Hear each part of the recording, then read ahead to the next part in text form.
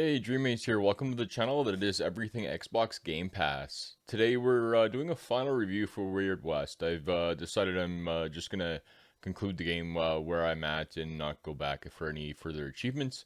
It's just too much of a headache for me and not something I would enjoy doing, so I'm not gonna do it. So final review, Weird West here.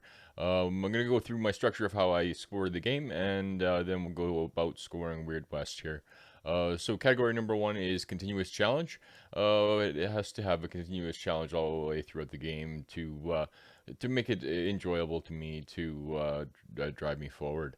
Number two, interesting story and good end. It has to have an interesting story and a good end, or really, like I've said before, what's the point? So flexibility and useful rewards, category number three, is something that you definitely need to have a choice of what you want to do as well as outcomes for those choices, but also being useful at the same time. So fun and realism is category number four. A game has to be fun because it's a game. It's entertaining and it's something you want to entertain yourself with, as well as realism. You can't have it too crazy. And number five, bugs, flaws, and defects. Yeah, you can lose 2 full points for having a game that is uh, very broken. So there they are. That's how I go about scoring the categories. And we'll just jump over into the some video footage of me playing the game there and give you a final review. Okay, so category number one, continuous challenge. There was a continuous challenge throughout the game to try and find out about each and every one of the characters that you were on.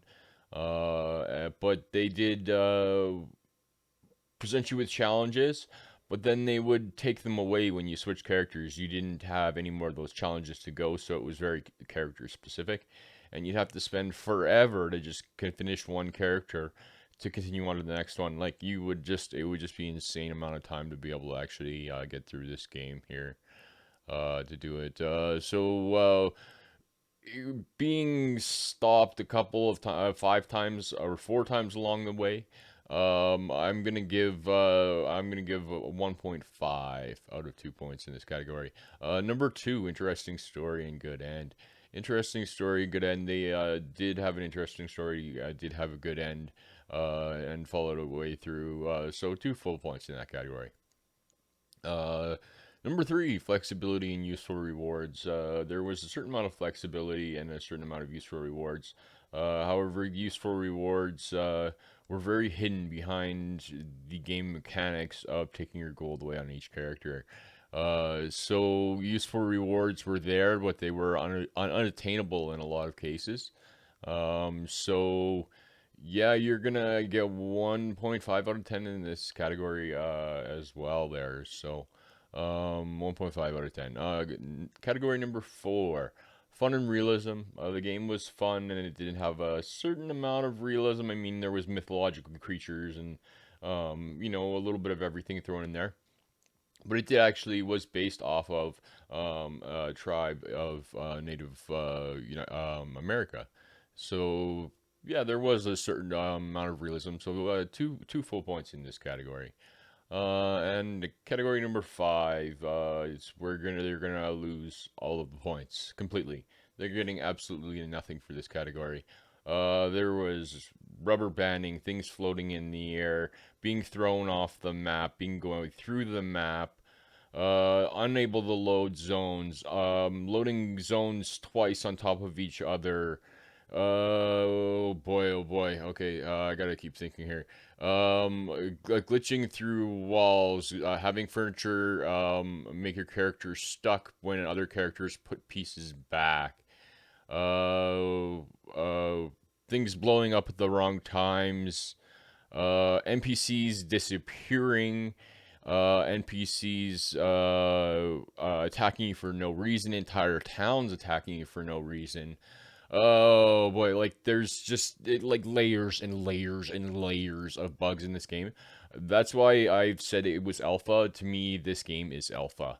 It is not even a beta point at this. A lot of people are arguing that this is fun and enjoyable for them. I'm not having any fun, so I'm not continuing to play it anymore. So there's all my 5 categories. I won't harp about too much about those bugs because they totally got a 0 on that one. So that is the end of the score. Thanks for joining me for some Weird West final review there. It was fun, it was enjoyable, but I would just, even now, even though they patched it a couple of times, just wait a little while before you ever try it, because I had just an unbelievable time trying to even get it completed. I had 4 episodes where I had to delete, and 4 episodes that I had to redo, just to have an NPC appear so I can complete the game. Yeah, I'm happy with completion. I'm happy with completion as buggy as it was. So yeah, an actual final score for them, they lost 1 point in 2 of the categories and 2 points in another category. So that is 3 points off of it. So the Weird West is getting a final score of 7 out of 10 from me there. And it was all bugs. If bugs was weighted heavier, they would have lost every single point. So you have to do a lot better at trying to push some of these bugs out of the system. I don't know exactly how this happened, because you had so many game testers on there. You should have been able to bust those bugs like nobody's business. But they were just present everywhere, and like in every conceivable way of things going wrong and stuff crashing. And oh, I didn't even list half of the bugs. I didn't, like, that list I gave you was just a small fraction of what there was. So yeah, it's a game that has recently had a patch since I played through it.